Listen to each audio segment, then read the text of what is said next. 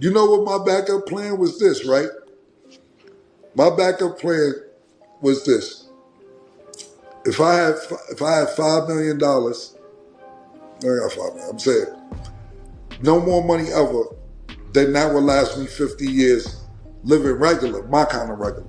Because I would say, look, I'm spending $100,000 a year. You got a rent, you live in a nice spot. That's, let's just say $2,500. That's $30,000 a year. Then you got your bills, or you got your food. You may want to take a trip. I'm just rounding it off to $100,000 a year. Some people don't even make that. Mm-hmm. But you sit there and say, let's just say $100,000 a year. And I say to myself, okay, cool. If I never made another dollar, this $5 million gonna last me the rest of my life, because that'd be 50 years. And I was like 30-something at that time. So I'm sitting there saying to myself, okay, boom, putting this away in case you go left. Listen to this. Everybody celebrates when that money starts flowing, but nobody really talks about that moment when you realize everything could fall apart.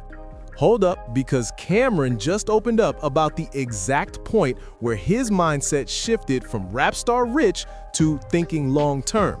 And according to him, that switch is what helped him quietly secure millions while the Diplomats era was starting to crumble. In this conversation, Cameron gets real about the financial side of the game that most artists avoid. He breaks down how you can be selling millions one year, then the next project drops and barely moves. The money? It slows down fast in this industry.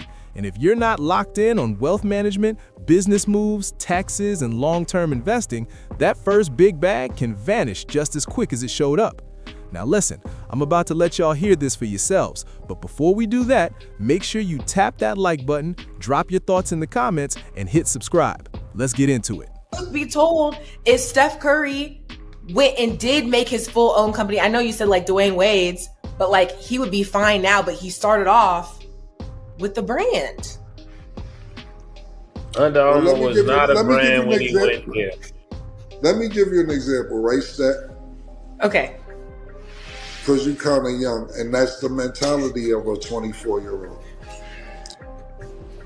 You get $1.5 million from Nike or whoever. Mm-hmm. That will not last you. If you up 200 million, that's you have a bad spending problem. Mm-hmm. You have a bad. You see, when you get money like this now, you think that's the way it's going to be forever, and it could be, or it might not be. I see rappers that come out and sold 3 million, and the next album sold 100,000, because you may thinking, I came out the gate sold 3 million. Like Chingy, right? No disrespect, Chingy. I fuck with this shit. 3 million out the gate. Next album, they like 100,000. They like, oh, now the record company ain't picking up. You get what I'm saying? So at the end of the day, I'm not saying you can sit there and say, cool, yo, my shit's fly, my shit's fly. Like LeBron, he got a lifelong deal with Nike. Everybody not getting them deals. So if you do a deal for 5 million, let's just say 5 million, I don't know. It seemed like Nike didn't even want to give Steph Curry 4 million.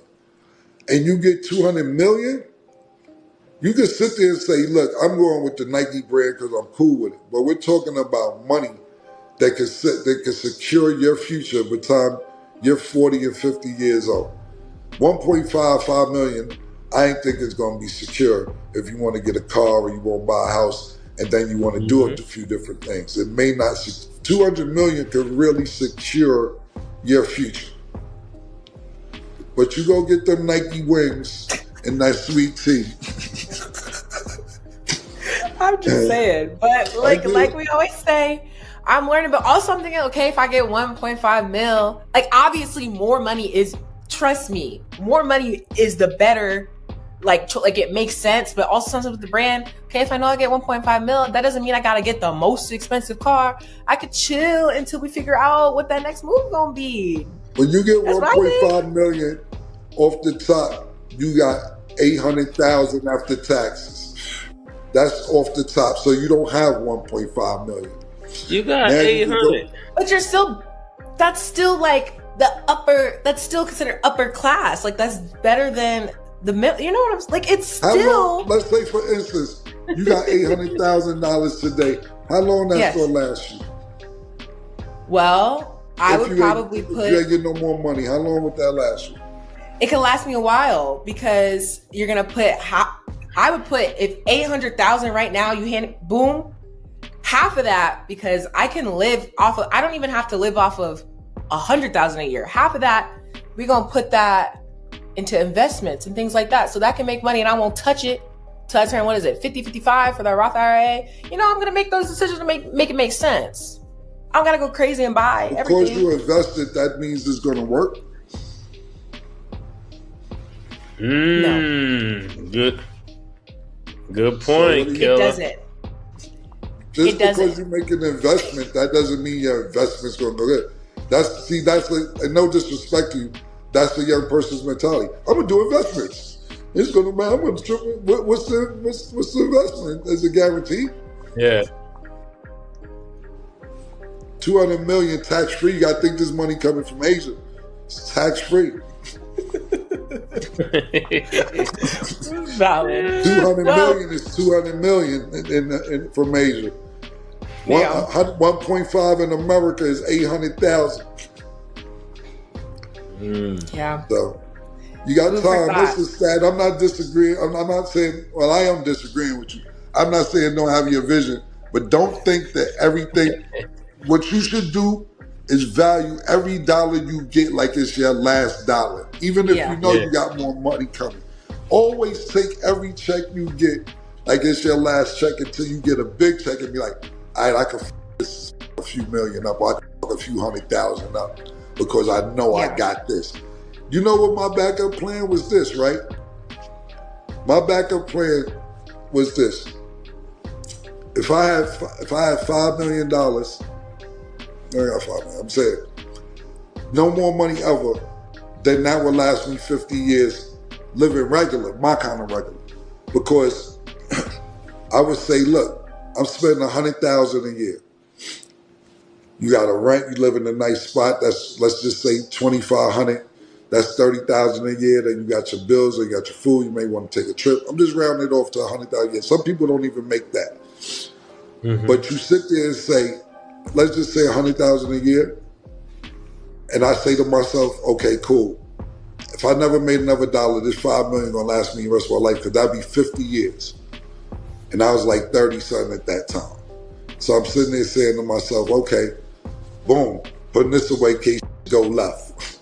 I got $5 million, and that'll last me $100,000 a year for the next 50 years. Anything after that, I could go. It's extra. It's party. I could splurge on this, splurge on that. Yeah. Because $100,000 a year, you could do a little something extra. You could take a trip with your family if you got a regular job. You know what I'm saying? If you live a regular life, you could do that.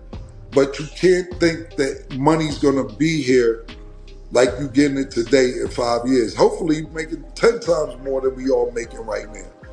But that ain't the way life works. You have to prepare, hope for the best, prepare for the worst. Quote of the day. I love these conversations, especially when we have different point of views, because I think it gives some insight into how all of us think, and I'm always learning something, and hopefully sometimes I teach y'all something, even if it's not what you're used to hearing. But teach us stuff. Listen, it's always good to get different people's perspective, but that should really be the quote for today. Hope for the best, prepare for the worst. Listen, most artists are chasing the moment, but hold up, very few are actually preparing for what happens when that moment fades. And here's the part people don't want to talk about. Close to 70% of pro athletes and entertainers end up in serious financial trouble just a few years after their peak. That's why planning isn't optional. It's everything.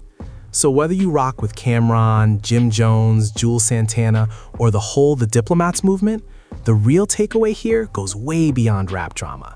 This is about financial literacy. This is about securing your future. This is about understanding that fame fades, but smart business moves, those stick with you for life. Now, let me ask you this.